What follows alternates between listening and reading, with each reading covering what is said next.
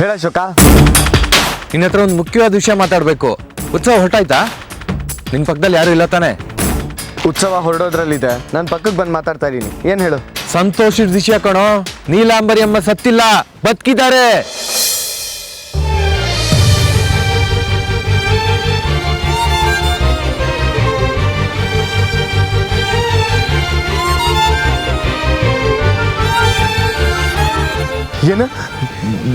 ಏನ್ ಹೇಳ್ತಾ ಇದೀಯ ಅಶೋಕ?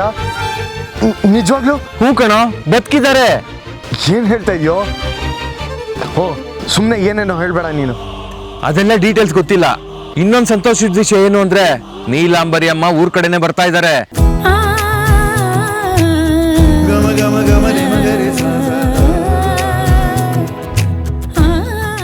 ಖಂಡಿತ ಅಶೋಕ, ನಾನು ಈಗಲೇ ಹೋಗ್ತೀನಿ.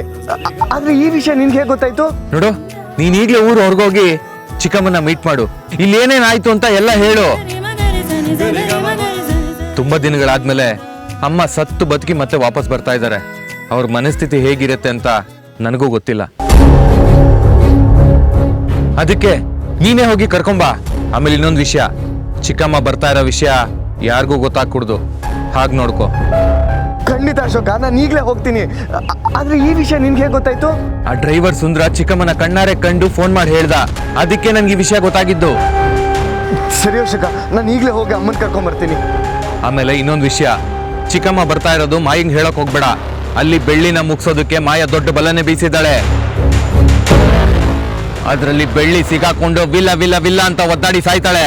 ಇದ್ ನಡಿಬೇಕು ಅಂದ್ರೆ ಮಾಯ ಅಲ್ಲೇ ಇರ್ಬೇಕು. ನೀಲಾಂಬರಿ ಅಮ್ಮ ಬರ್ತಿದ್ದಾರೆ ಅಂತ ಗೊತ್ತಾದ್ರೆ ಅವಳು ಎಲ್ಲದನ್ನು ಬಿಟ್ಟು ಹೊರಟ್ಬಿಡ್ತಾಳೆ. ಸರಿ ಅಶೋಕ, ನಾನು ಯಾರಿಗೂ ಹೇಳಲ್ಲ. ನಾನು ಈಗಲೇ ಹೊರಡ್ತೀನಿ. ನೀಲಾಂಬರಿ ಅಮ್ಮ ಬಂದಾಯ್ತು, ಇನ್ಮೇಲೆ ನಮ್ಮ ಆಟನೇ ಶುರು.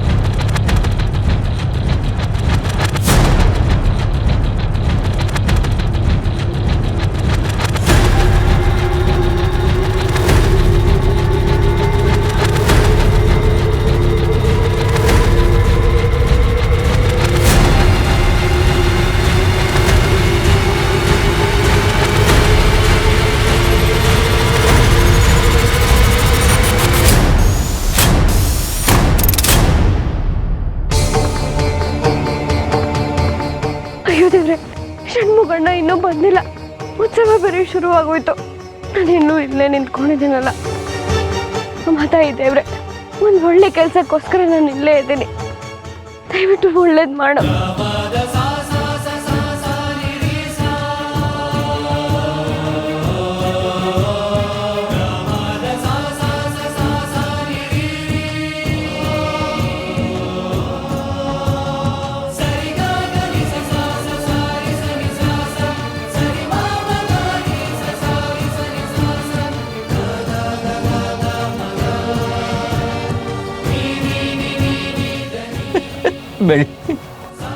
ನನಗೆ ಕ್ಷಮಿಸ್ಬಿಡಮ್ಮ.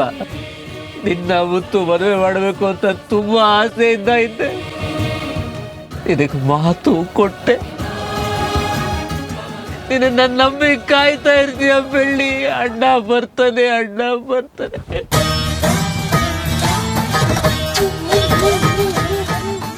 ಈ ಪಾಪಿ ನನ್ನ ಮಕ್ಕಳು ನನ್ನ ಕಟ್ಟಾಕಿ ಎಲ್ಲ ಪ್ರಯತ್ನ ನಾಶ ಮಾಡ್ತಾ ಇದ್ದಾರೆ.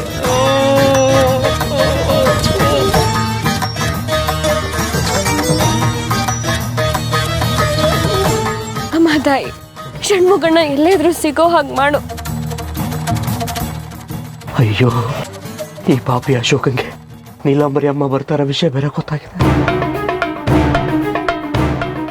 ಈ ಮದುವೆನ ಹಾಳು ಮಾಡೋಕ್ಕೂ ಪ್ರಯತ್ನ ಮಾಡ್ತಾನೆ. ನನ್ನ ಕ್ಷಮಿಸ್ಬಿಡಮ್ಮ. ನೀನೊಬ್ಬಳೆ ಬಿಟ್ಟೆಲ್ಲ ಇಲ್ಲಿ ಸಿಗಾಕೊಂಡ್ಬಿಟ್ಟಿದ್ದೀನಿ.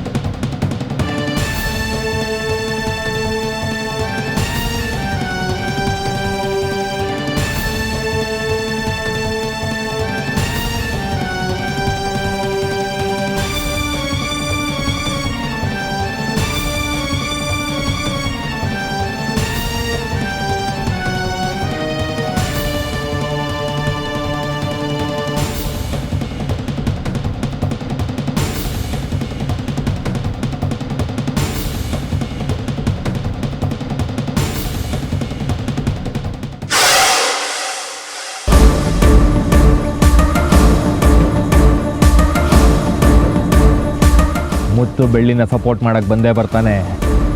ಕಳ್ಳಿಗೆ ಸಪೋರ್ಟ್ ಮಾಡ್ದ ಅಂತ ಅವನ್ನ ಚೆನ್ನಾಗಿ ಹಾಕೊಂಡು ಹೊಡೆದಾಕ್ರಿ.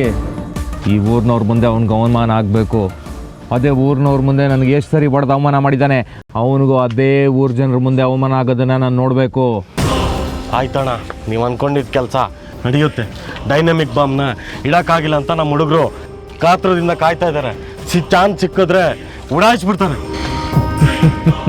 ಆಮೇಲೆ ಇನ್ನೊಂದು ವಿಷಯ, ಬೆಳ್ಳಿನ ಇದೇ ಊರಿ ಸ್ಟೇಷನಲ್ಲಿ ಏನಾದರೂ ಇಟ್ಟರೆ ಮುತ್ತು ಜಾಮೀನು ಕೊಟ್ಟು ಬಿಡಿಸ್ಕೊಂಬಂದ್ಬಿಡ್ತಾನೆ.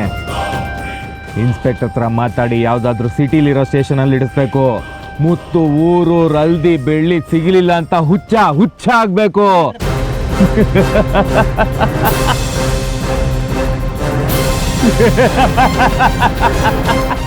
ಆಯ್ತಣ್ಣ, ಹಾಗೆ ಮಾಡೋಣ.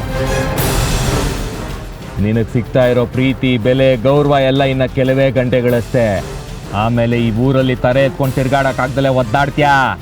ನಾನು ಅದನ್ನ ನೋಡಿ ಖುಷಿ ಪಡ್ತೀನಿ ಮುತ್ತು.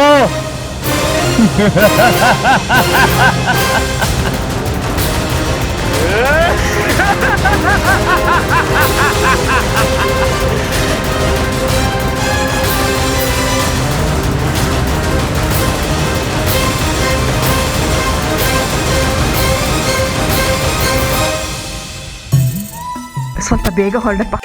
ಊರ್ ಹತ್ರ ಬರ್ತಿದ್ದಾಗೆ ನನ್ನ ಮಕ್ಕಳನ್ನ ನೋಡೋಕೆ ಆತರ ಹೆಚ್ಚಾಗಿದೆ. ಒಂದೇ ಒಂದು ಗಳಿಗೆನೂ ಅವ್ರನ್ನ ಬಿಟ್ಟಿರಕ್ ಆಗ್ತಾ ಇಲ್ಲ. ಸ್ವಲ್ಪ ಬೇಗ ಹೊರಡಪ್ಪ.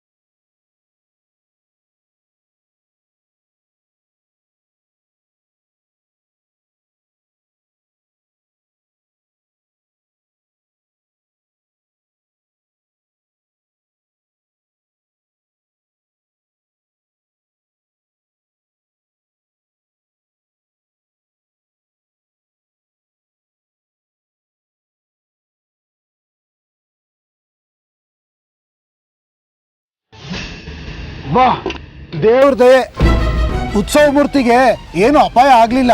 ಸದ್ಯ ಬಟ್ಟೆ ಮಾತ್ರ ಬೆಂಕಿ ಹತ್ಕೋತು. ಯಾರಿಗೂ ಏನು ಅನಾಹುತ ಆಗಿಲ್ವಲ್ಲ. ಉತ್ಸವ ಮುಂದುವರ್ಸೋಣ, ಬನ್ನಿ.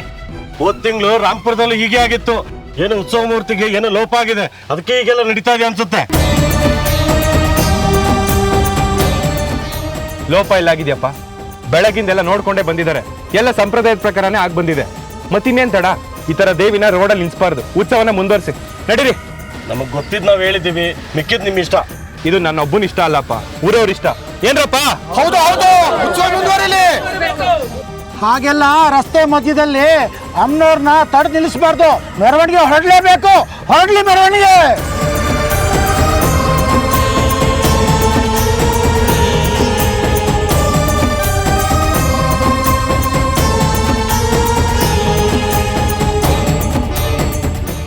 ಏನಾಯ್ತು ಅಶೋಕ? ನಾವು ಅನ್ಕೊಂಡಂಗೆ ಪ್ಲಾನ್ ಎಲ್ಲ ಶುರುವಾಗಿದೆ. ಇನ್ನ ದಾರಿಲಿ ಅಡ್ಡಿ ಆತಂಕ ಎಲ್ಲ ಬರ್ತಾನೆ ಇರುತ್ತೆ. ನೋಡೋಣ ಮುತ್ತು ಏನ್ ಮಾಡ್ತಾನೆ, ಏನ್ ಹೇಳ್ತಾನೆ ಅಂತ. ಏನ್ ಹೇಳ್ತಾರೆ ಮಣ್ಣು? ಇಲ್ಲಿ ಏನ್ ನಡೀತಿದೆ ಅಂತ ಗೊತ್ತಾಗದೆ ಒದ್ದಾಡ್ತಿರ್ತಾರೆ. ಆಮೇಲೆ ನಮ್ಮ ಆಟ ಶುರು.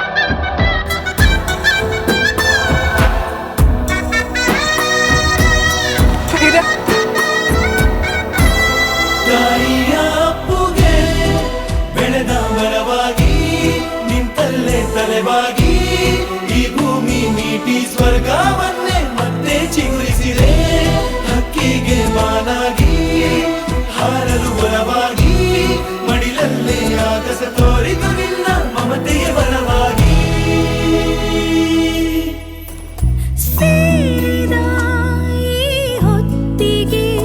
ಕೈ ಬೆರಳಿನ ತುತ್ತಿಗೆ ಆ ದೇವರಿಗೆ ಶರಣು. ಹೇಗಿದ್ಯಮ್ಮ? ಇಷ್ಟು ದಿನ ಎಲ್ಲಿ ಹೋಗಿದ್ದೆ? ನಮ್ಮನ್ನೆಲ್ಲ ಅನಾಥರು ಮಾಡಿ ನಿನ್ಗೆ ಹೋಗ್ಬೇಕು ಅಂತಾದ್ರೂ ಹೇಗೆ ಅನ್ನಿಸ್ತು? ನಿನ್ನ ನೆನೆಸ್ಕೊಂಡು ಎಷ್ಟು ಒದ್ದಾಡಿದ್ದೀನಿ ಗೊತ್ತಾ? ನೀನು ಹೋಗೇ ಬಿಟ್ಟಿದ್ಯಾ ಅಂತ ಎಲ್ಲರೂ ಅನ್ಕೊಂಡಿದ್ರು. ನೀನು ಬದುಕಿದ್ಯಾ ಅಂತ ಒಂದೇ ಒಂದು ಮಾತು ಹೇಳಿದ್ರೆ ನೀನು ಎಲ್ಲಿದ್ಯೋ ಅಲ್ಲಿಗೆ ಬಂದು ನಿನ್ನ ಮನೆ ಕರ್ಕೊಂಡ್ಬರ್ತಿದ್ದೆ. ನೀನು ಜೀವಂತವಾಗಿದೆ ಅಂತ ಗೊತ್ತಾದ್ರೆ ಎಲ್ಲರೂ ಎಷ್ಟು ಖುಷಿ ಪಡ್ತಾರೆ ಗೊತ್ತಾ? ನಿನ್ ಸಂತೋಷ ನೋಡಿದ್ರೇನೆ ನನಗೆ ಅರ್ಥ ಆಗತ್ತೆ. ನಾನು ಸತ್ತು ಬದುಕಿದ್ದೀನಿ ಭೈರ. ನಾನು ಎಲ್ಲ ಮರ್ತು ಹೋಗಿದ್ದೆ. ಒಂದು ಆಶ್ರಮದವರು ನನಗೆ ಆರೈಕೆ ಮಾಡಿ ನನಗೆಲ್ಲ ವಾಪಸ್ ನೆನಪು ಬರೋ ಹಾಗೆ ಮಾಡಿದ್ರು. ನಾನು ಸಂಪೂರ್ಣವಾಗಿ ಗುಣ ಆಗೋವರೆಗೂ ಯಾರಿಗೂ ಗೊತ್ತಾಗಬಾರ್ದು ಅಂತ ನಾನು ಆಶ್ರಮದಲ್ಲಿರೋ ವಿಚಾರನ ಯಾರಿಗೂ ತಿಳಿಸ್ಲಿಲ್ಲ. ಇವತ್ತು ಆ ಕಾಲ ಕೂಡಿ ಬಂತು. ನನ್ನ ಮಕ್ಕಳೆಲ್ಲ ಹೇಗಿದ್ದೀರಪ್ಪ? ದೇವಸ್ಥಾನದಲ್ಲಿ ಉತ್ಸವ ನಡೀತಾ ಇದೆ, ಎಲ್ಲರೂ ಅಲ್ಲೇ ಇದ್ದಾರೆ. ಬಾಮ, ಅಲ್ಲಿ ಹೋದ್ರೆ ಎಲ್ಲರೂ ಸಿಗ್ತಾರೆ.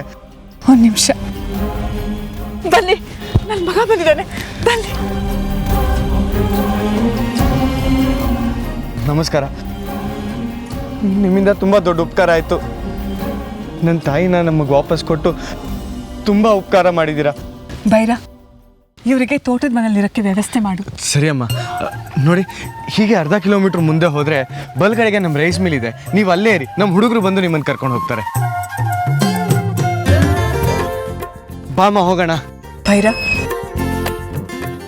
ಒಂದು ನಿಮಿಷ ಇರು. ನಾನು ಇಲ್ಲದೆ ಇರುವಾಗ ಮನೇಲಿ ಏನೆಲ್ಲ ನಡೀತು ಅಂತ ವಿವರವಾಗಿ ಹೇಳು ಭೈರ. ನೀನು ಇಲ್ಲದೆ ಇರಬೇಕಾದ್ರೆ ಒಂದು ದೊಡ್ಡ ರಾಮಾಯಣನೇ ನಡೆದೋಯ್ತಮ್ಮ.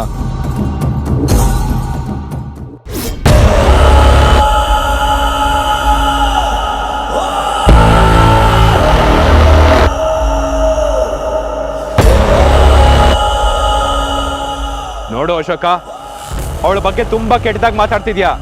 ಸುಮ್ಮನೆ ಇದ್ರೆ ಸರಿ. ಅವಳಿಗೇನಾರು ಅಂದ್ರೆ ನಿನಗೆ ಯಾಕೆ ಉರಿಯುತ್ತೆ? ನಿನಗೂ ಅವಳಿಗೂ ಏನೋ ಸಂಬಂಧ? ಅವಳೇ ನೀನ್ ತಾಳಿ ಕಟ್ಟಿರೋ ಹೆಂಡ್ತಿನ? ಹೌದು ಕಣ, ಬೆಳ್ಳಿ ನಾನ್ ತಾಳಿ ಕಟ್ಟಿರೋ ಹೆಂಡ್ತಿನೇ. ಮುತ್ತಣ್ಣ ಬೆಳ್ಳಿ ಬೀಸಿರೋ ಬಲೆಲೆ ಪೂರ್ತಿ ಸಿಕ್ಕಾಕೊಂಡಿದ್ದಾನೆ. ಆ ಮನೆ ಕೆಲಸದವಳನ್ನ ತಲೆ ಮೇಲೆ ಇಟ್ಕೊಂಡು ಮೆರೆಸ್ತಾ ಇದ್ದಾನೆ. ಅವಳು ಒಬ್ಳು ಇದ್ರೆ ಸಾಕು, ಏನು ಬೇಡ ಅನ್ನೋ ಹಾಗಾಡ್ತಾನೆ. ಇದಕ್ಕೆಲ್ಲ ಒಬ್ಳು ಕಾರಣಮ್ಮ, ಮುತ್ತಣ್ಣನ ಮಗಳು ಸ್ವಾತಿ. ನಾನು ಆಗ್ಲಿಂದ ನೋಡ್ತಾನೆ ಇದ್ದೀನಿ. ನನ್ನ ಪ್ರಶ್ನೆಗೆ ಉತ್ತರ ಕೊಡಿ, ನನಗೆ ಮರ್ಯಾದೆ ಕೊಡ್ತಿಲ್ಲ ಅಂತ ಕೇಳ್ತಾನೆ ಇದೆಯಲ್ಲ. ಈಗ ಕೊಡ್ತೀನಿ, ಕೇಳಿಸ್ಕೊ. ಚಿಕ್ಕಮ್ಮನ ಮೇಲೆ ಆಣೆ ಮಾಡಿದ್ದೀನಿ ಅನ್ನೋ ಒಂದೇ ಒಂದು ಕಾರಣಕ್ಕೋಸ್ಕರ ಏನೇ ನಡೆದ್ರು ಬಾಯಿ ಮುಚ್ಕೊಂಡು ಸುಮ್ಮನೆ ಇದ್ದೀನಿ. ಇಲ್ಲ ಅಂದಿದ್ರೆ ಇಲ್ಲಿ ನಡೀತಿದ್ದೆ ಬೇರೆ. ಅವಳು ಬಂದ ಮೇಲೆ ಎಲ್ಲ ತಳ್ಕೆಳಗಾಗೋಯ್ತು. ಮಾಯ, ದೊಡ್ಡಪ್ಪ, ಮಾಯನ ಫ್ರೆಂಡ್ಸು ಯಾರು ಮನೇಲಿ ಇರಬಾರ್ದು ಅಂತ ಅವ್ರನ್ನೆಲ್ಲ ಮನೆಯಿಂದ ಹೊರಗಡೆ ಆಗ್ದ ಮುತ್ತಣ್ಣ. ನೀನ್ ಇಲ್ಲಿಂದ ಹೊರಡೋ ಟೈಮ್ ಬಂತು ಮಾಯ. ಹೊರಡೋದಕ್ಕೆ ರೆಡಿ ಆಗು. ನಾನು ಮಾಡಿದ ತಪ್ಪಾಯ್ತು, ದಯವಿಟ್ಟು ನನ್ನ ಕ್ಷಮಿಸಿ ಮಾವ. ನಾಳೆ ಮನೆ ಬರೋಷ್ಟರಲ್ಲಿ ಮನೆ ಎಲ್ಲ ಸ್ವಚ್ಛವಾಗಿರ್ಬೇಕು. ನಾಳೆ ನನ್ನ ಮನೆಗೆ ಬರೋ ಅಷ್ಟರಲ್ಲಿ ನೀನು ಮನೇಲಿ ಇರಬಾರ್ದು.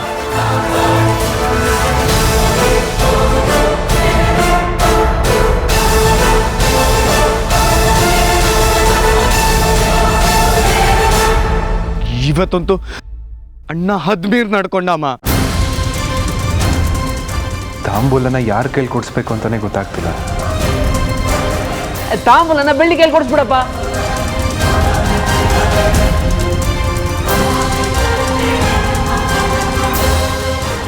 ದೇವಸ್ಥಾನದ ಉತ್ಸವ ಚಾಲನೆ ಮಾಡೋದಕ್ಕೆ ಬೆಳ್ಳಿನ ಮೊದಲ್ಗೀತಿ ಮಾಡಿ ಅವಳ ಕೈಲೇ ಪೂಜೆ ಮಾಡಿಸ್ದಮ್ಮ.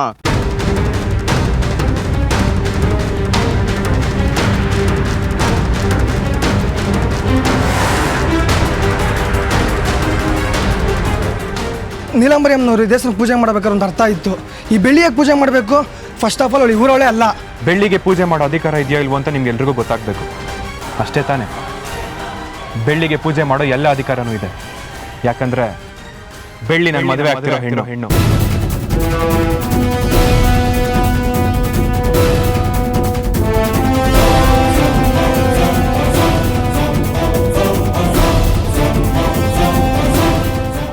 ನಾನು ಇಲ್ಲದೆ ಇರುವಾಗ ಬೇಕಾದಷ್ಟು ವಿಷಯಗಳು ನಡೆದಿದೆ. ಈಗ ಈ ನೀಲಾಂಬರಿ ಬಂದಿದ್ದಾಳಲ್ಲ, ಎಲ್ಲ ನಾನು ನೋಡ್ಕೋತೀನಿ. ಭೈರ, ನಡಿ ದೇವಸ್ಥಾನದ ಹತ್ರ ಹೋಗೋಣ.